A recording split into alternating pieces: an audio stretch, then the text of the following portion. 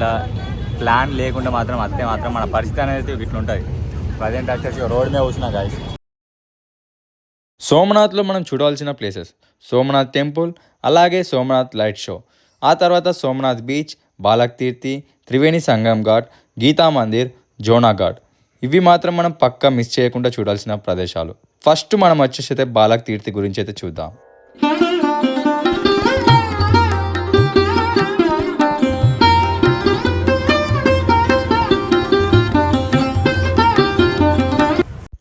ఓం నమో శివాయ. సోమనాథ్ క్షేత్రం దగ్గర కాలం నిలిచిపోయినట్లు అనిపించే ఒక పవిత్ర స్థలం ఉంది, అదే బాలక్ తీర్థి. నా బ్యాక్గ్రౌండ్లో కనిపిస్తుంది టెంపుల్, ఇదే ఆ టెంపుల్. పురాణాల ప్రకారం శ్రీకృష్ణుడు భూమిని విడిచే ముందు వేటగాడు జోరుబాణం తాకిన పవిత్ర ప్రదేశం ఇదే. ఈ సంఘటనతోనే ద్వారకా యుగం ముగిసి కలియుగం ప్రారంభమైందని చెబుతారు.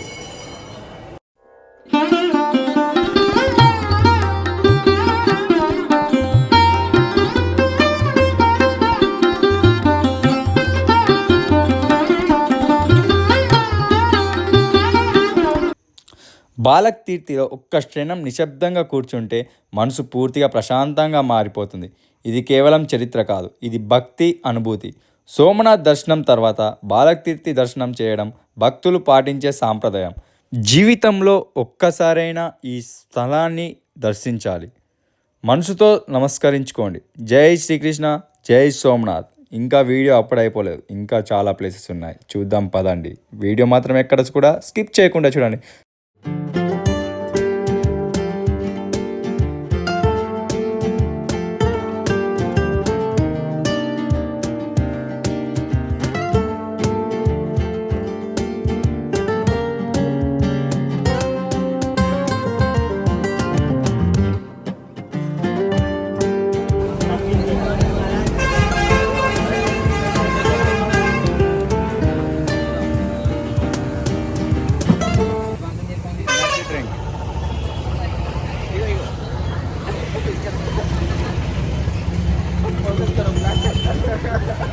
దీంట్లో ఒక ప్లేస్ అనేది అయిపోయింది. ఇక నెక్స్ట్ మేము ఇంకొక ప్లేస్కి అయితే వెళ్తున్నాం. ఇది వచ్చేసి అయితే కృష్ణ ఉంది.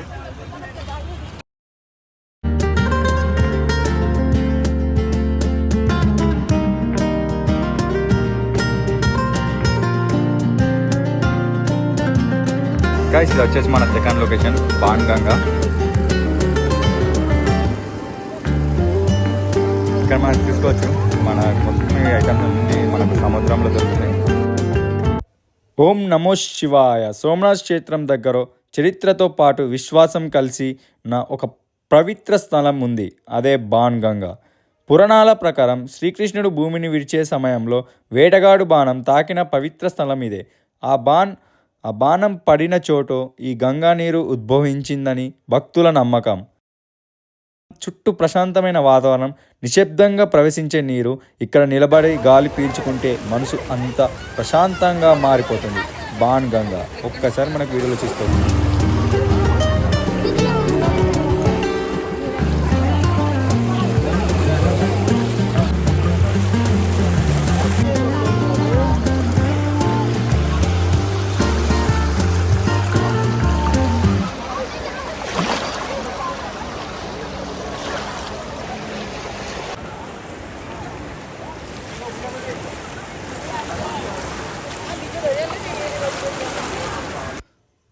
బాణగంగా ఒక నీటి ప్రవాహం కాదు, ఇది కృష్ణుడి త్యాగానికి గుర్తు, భక్తుల నమ్మకానికి సౌఖ్యం.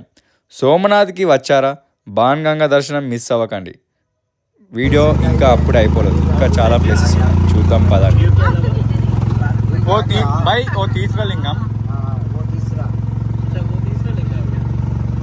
मैं क्या सोचा उधर ही तीसरा लिंगम.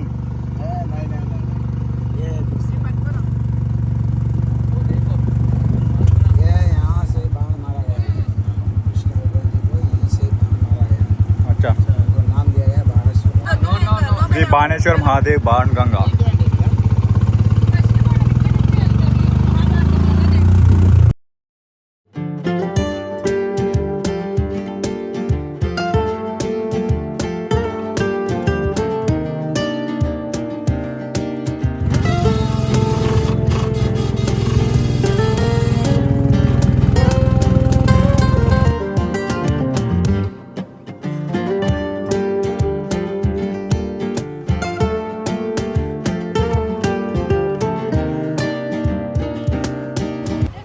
ఓం నమో శివాయ. సోమనాథ్ క్షేత్రంలో మనసు శాంతి ఇచ్చే ఒక పవిత్ర స్థలం ఉంది.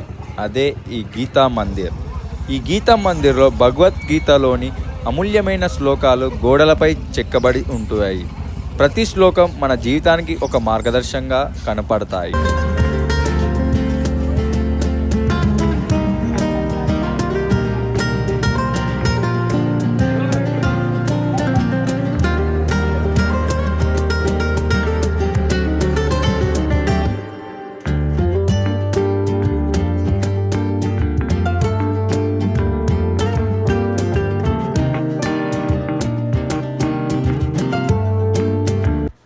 గీతా మందిర్ అంటే ఒక ఆలయం కాదు, జీవిత పాఠశాల.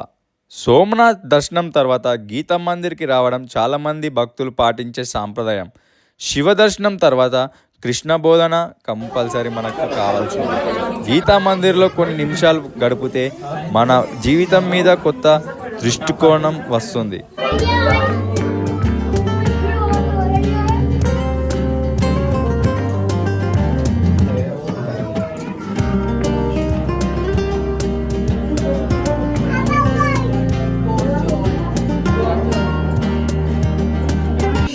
ఒక్కసారి మనకి తీసుకోవచ్చు. చాలా అంటే చాలా టెంపుల్స్ ఉన్నాయి. ఒక్కొక్క టెంపుల్లో ఒక్కొక్క నాదుడు దేవుడు.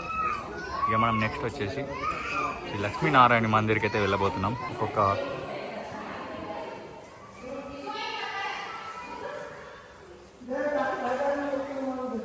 మనకు ఒక భూలోకంలోకి వచ్చినట్టుంది ఇక్కడ మొత్తం అంబిషియస్. హరే కృష్ణ కృష్ణ కృష్ణ హరే హరే, హరే రామ్ రామ్ రామ్ హరే హరే.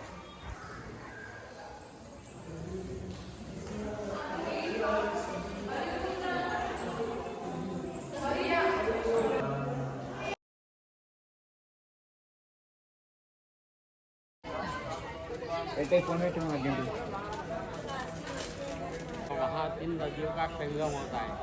अब सब तीर्थ यात्रा कर चुके हैं तो किसी जगह पूर्व में से सरस्वती बहती नहीं है और प्रत्यक्ष सरस्वती दिखती नहीं है. तो यहाँ से आप 25 किलोमीटर आगे चले जाएंगे, कोई भी लोकल आदमी को पूछेंगे कि ये कौन सा नदी है, तो कोई भी आपको लोकल आदमी बताएंगे ये सरस्वती जी है.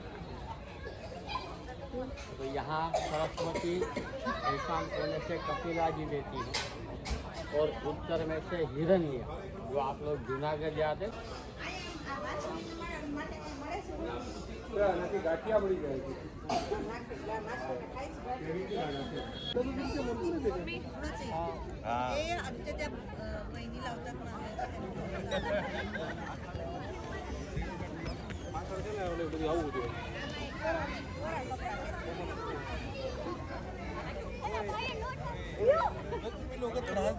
फोटो काढा फोटो.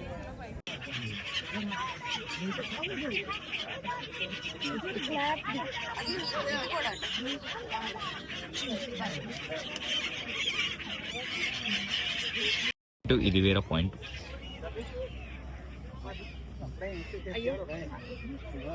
సంగమం ఇక్కడ మనకు ఒక్కసారి చూసుకోవచ్చు. ఒక సన్సెట్ చూసానికి ఒక మంచి పాయింట్ అని అయితే నేనైతే చెప్తాను. ఎందుకంటే ఒకసారి మనకు అయితే చూసుకోవచ్చు ఇక్కడ బ్యూటిఫుల్ పక్షులు, అలాగే మనకు సముద్రంలో ఇలా చూడండి. ఒక్కసారి మనకు మేఘాలు ఎక్సలెంట్ అంటే ఎక్సలెంట్గా